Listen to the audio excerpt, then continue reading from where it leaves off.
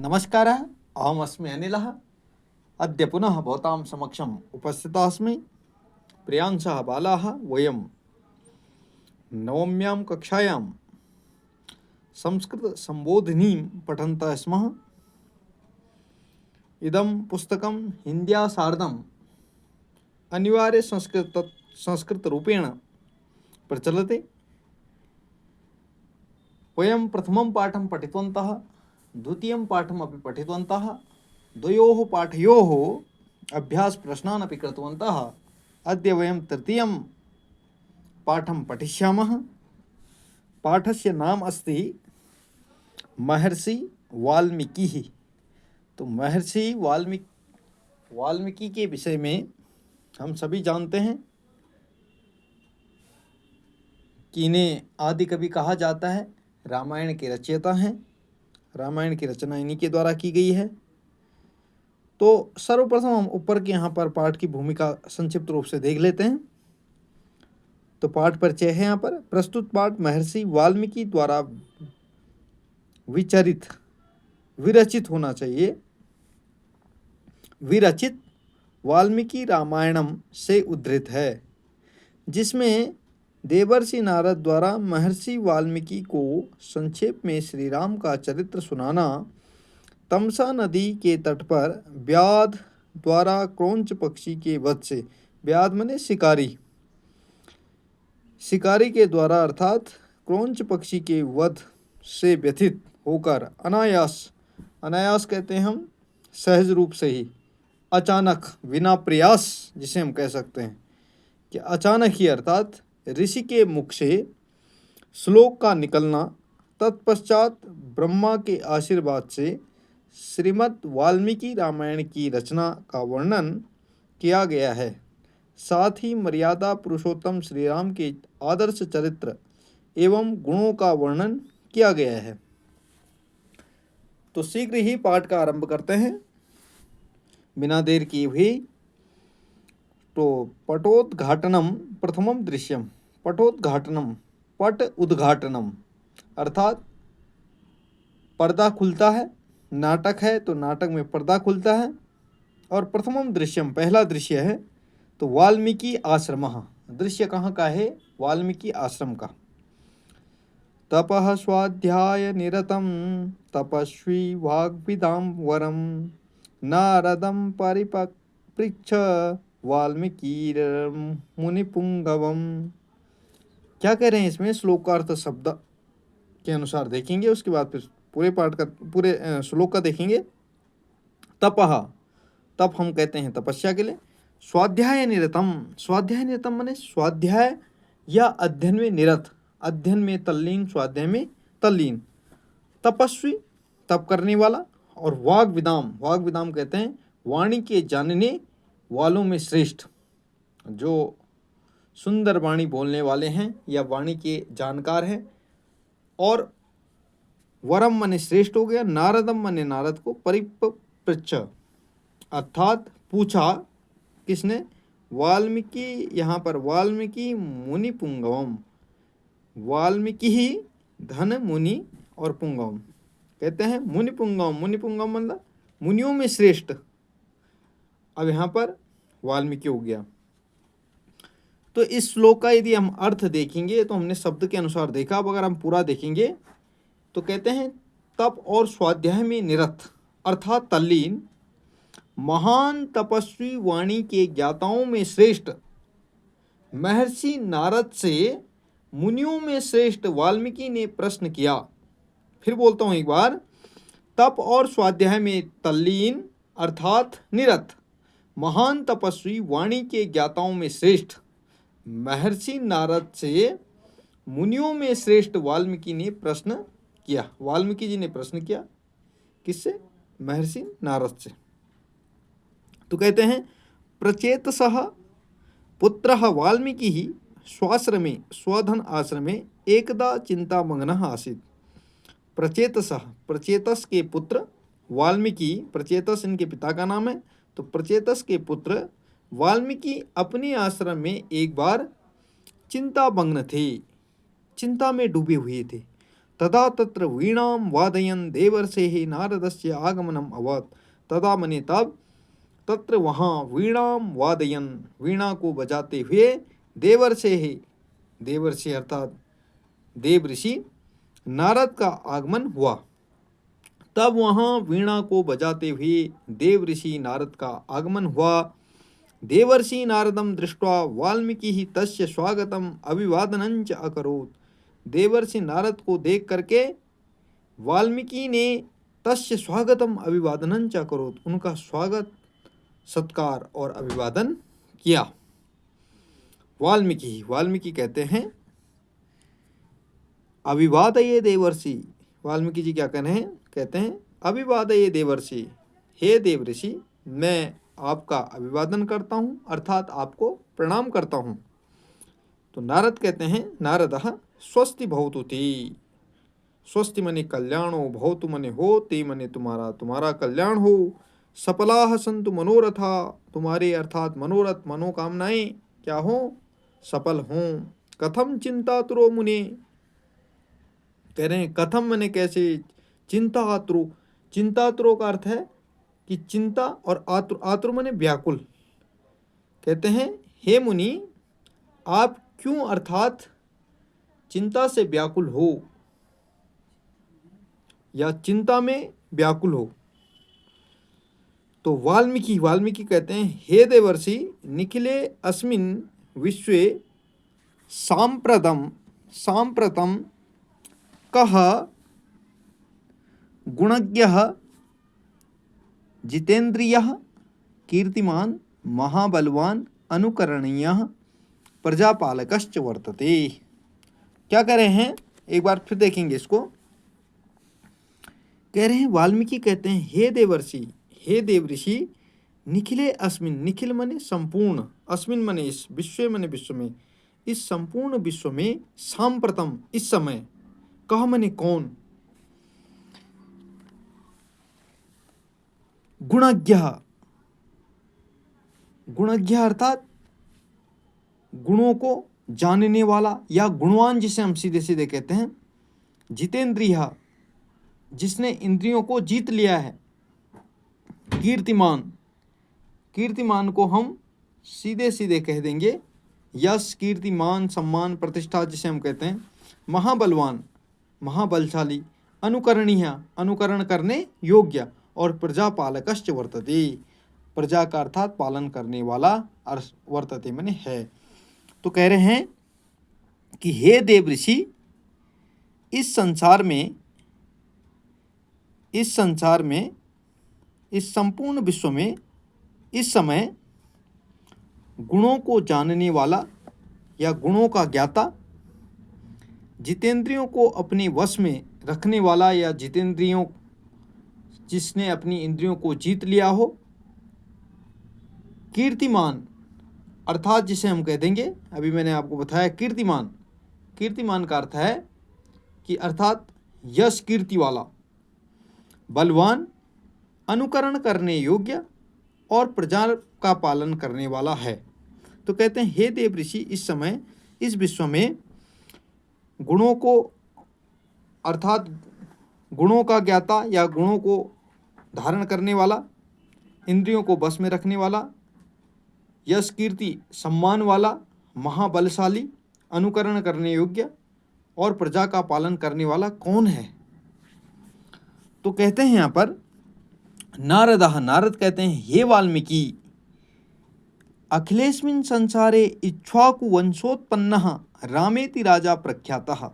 हे वाल्मीकि, अखिलेस्मिन् संसारे, इस संपूर्ण संसार में, इक्ष्वाकु वंशोत्पन्नः, इक्ष्वाकु वंश में उत्पन्न हुए, रामेति राम ही, राम ऐसे राजा, प्रख्यातः प्रसिद्ध हैं। कहते हैं कि हे वाल्मीकि, इस संपूर्ण संसार में इक्ष्वाकु वंश में उत्पन्न हुए राम ऐसे राजा प्रसिद्ध हैं। स एव जितेन्द्रियः कीर्तिमान धृतिमान महाबलवान अनुकरणीयः प्रजापालकः च वर्तते। और वे ही क्या हैं, जितेन्द्रियः, इंद्रियों को अर्थात जीतने वाले, जिन्होंने इंद्रियां जीत ली हो, इंद्रियों को जीतने वाले। कीर्तिमान, धृतिमान अर्थात धैर्यवान, महाबलशाली, अनुकरण करने योग्य और प्रजा का पालन करने वाले हैं। इति उक्त्वा नारदः तथा अगच्छत्, ऐसा कह करके नारद वहाँ से चले गए। तो द्वितीयम दृश्यम तमसा नद्याः तीरे, द्वितीय दृश्य है और तमसा नदी के तट पर। तो वाल्मीकि कहते हैं, यहाँ पर एक लाइन थोड़ा ऊपर और देख लेंगे। वाल्मीकि अपि ही शिष्येण सह तमसा नद्याः तटे भ्रमणाय स्नानाय च निर्गतः। वाल्मीकि भी अपने शिष्य के साथ तमसा नद्याः तटे, तमसा नदी के तट पर भ्रमणाय स्नानाय च, भ्रमण करने के लिए और स्नान करने के लिए निर्गतः निकल गए। तो वाल्मीकि कहते हैं शिष्यम प्रति, अपने शिष्य के प्रति कहते हैं, भरद्वाज पश्य कियत् स्वच्छम जलम अस्याः नद्याः। भरद्वाज, ये भरद्वाज यहाँ पर नाम है, भरद्वाज एक ऋषि भी हुए हैं। तो कहते हैं कि हे भरद्वाज, देखो इस नदी का जल कितना स्वच्छ है।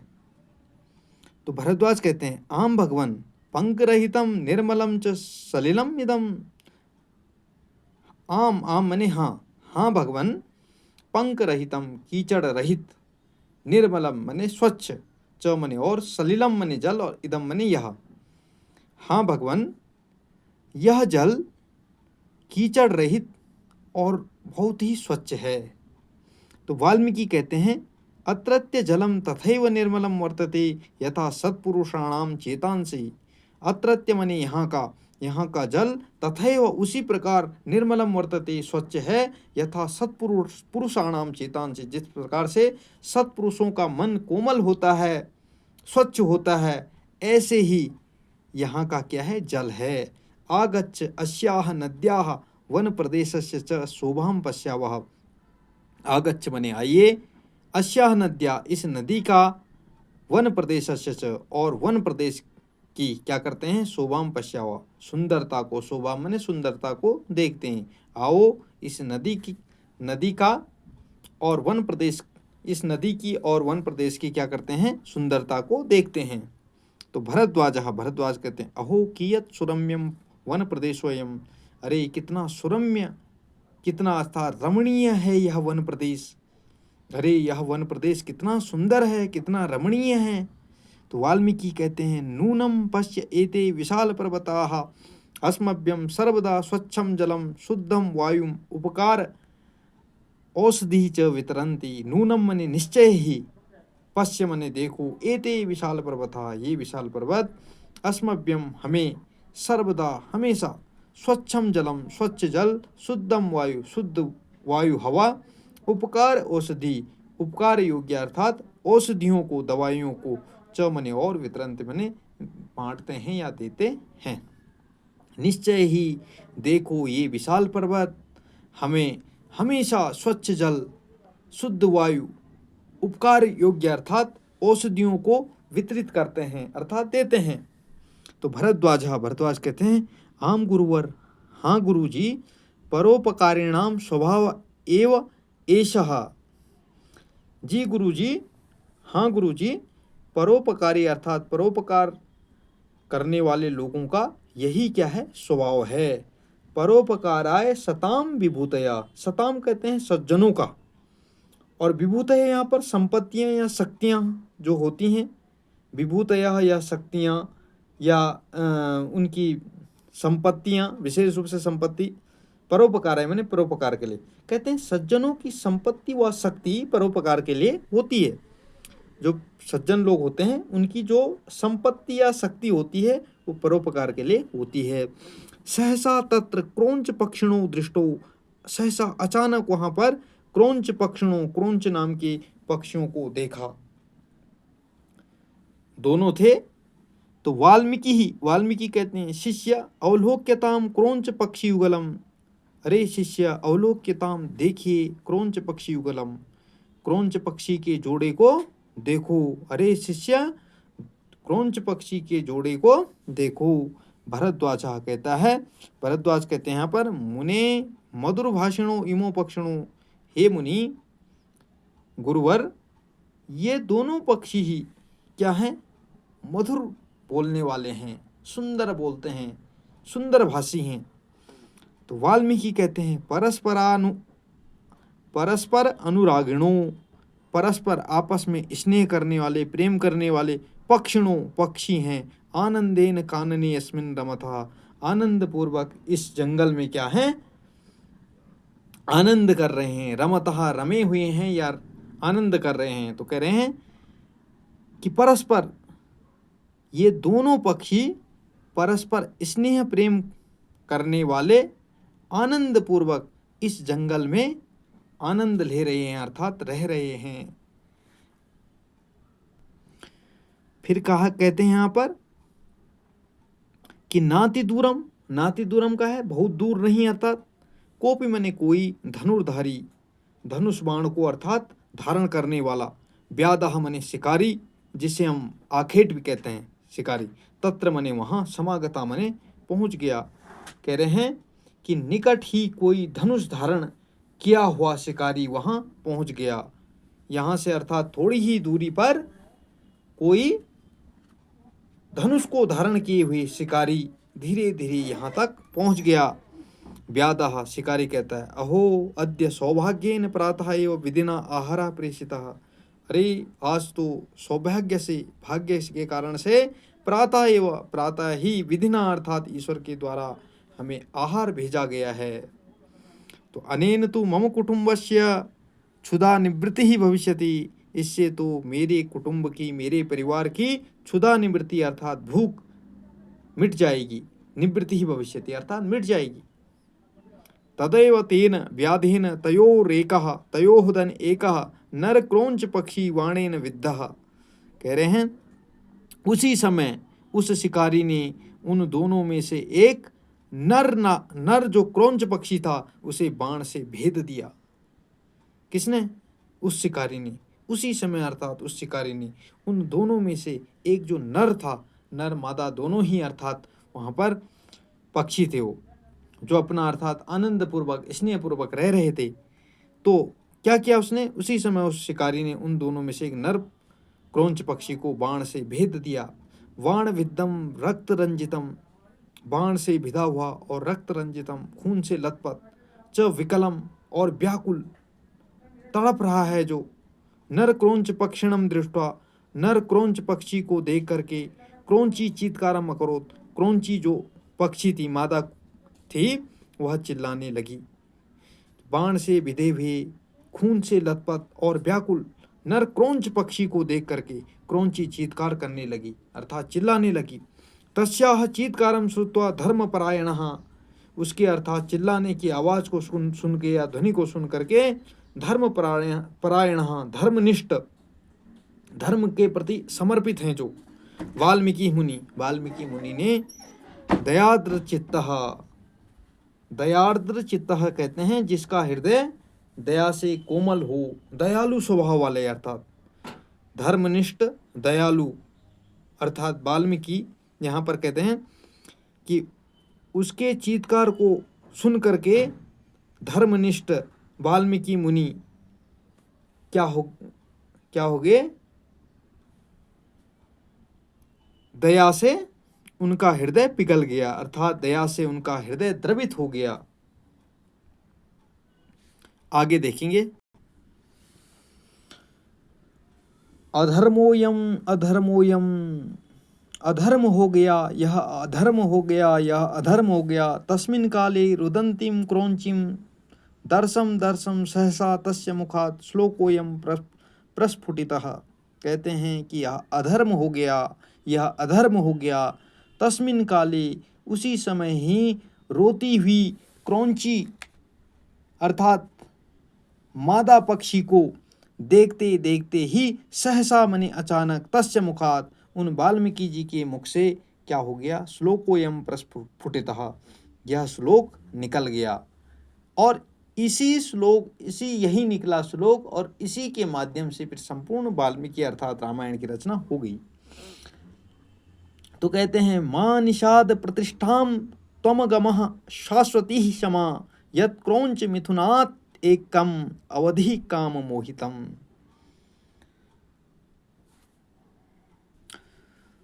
तो मां का अर्थ मत हो गया, निषाद शिकारी एक विशेष जाति समूह के लिए प्रयोग हुआ है।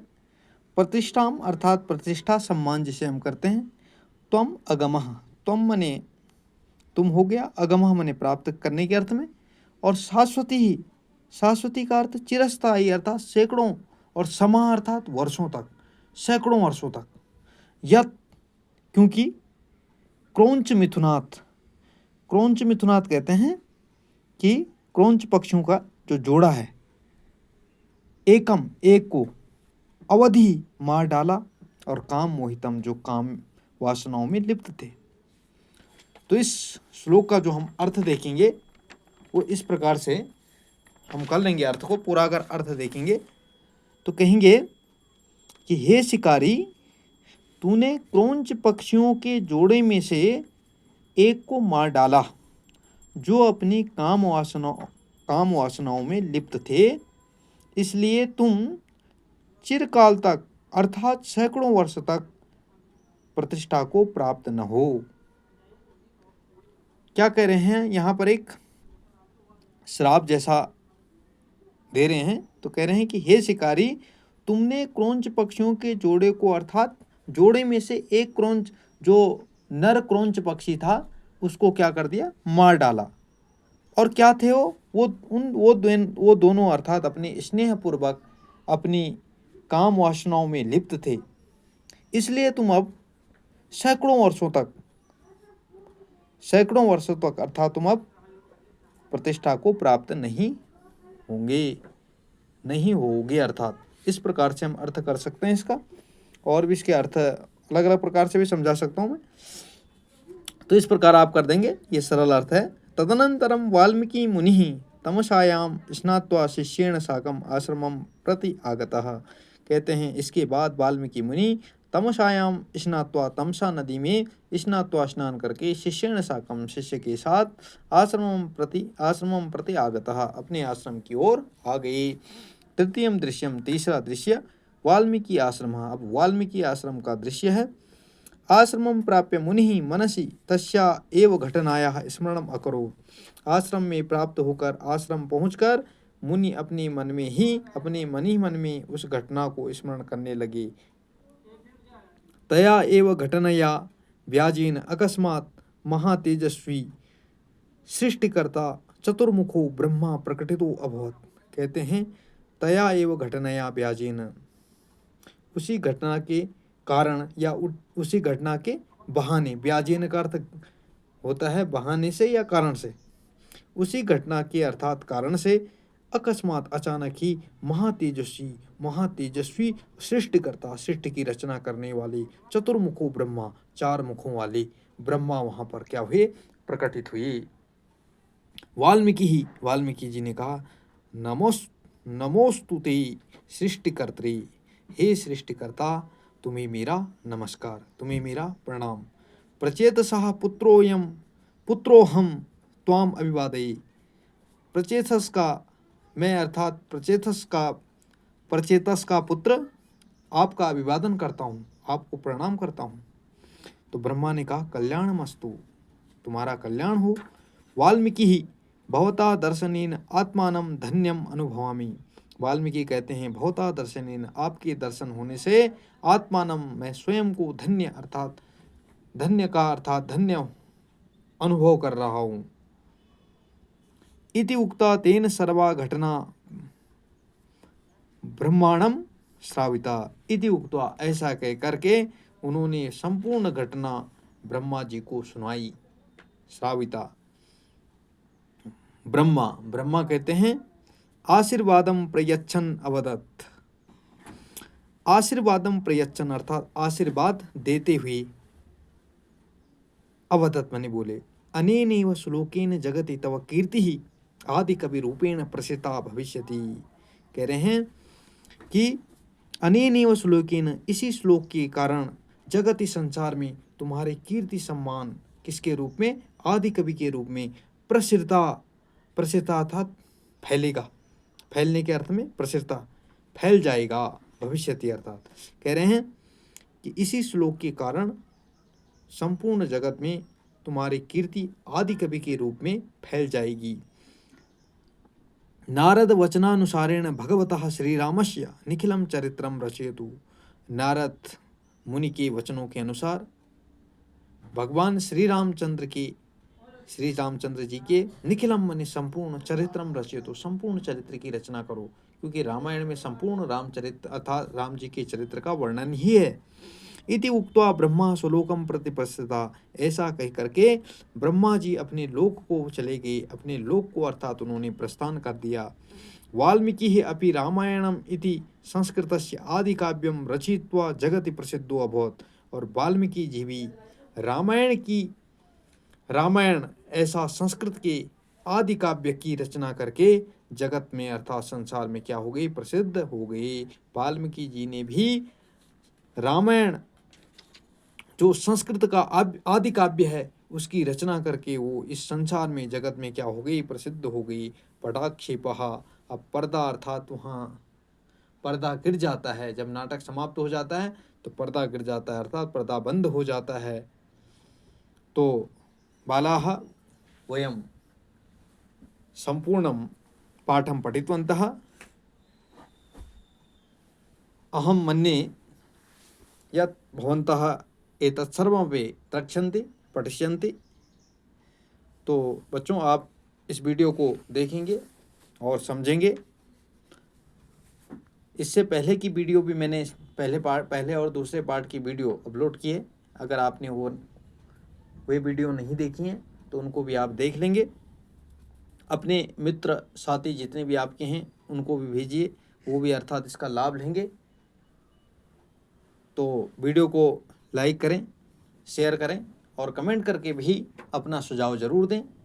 यदि आप चैनल पर नए हैं तो चैनल को सब्सक्राइब करना न भूलें। अस्तु पुनः मिलामः। नमो नमः।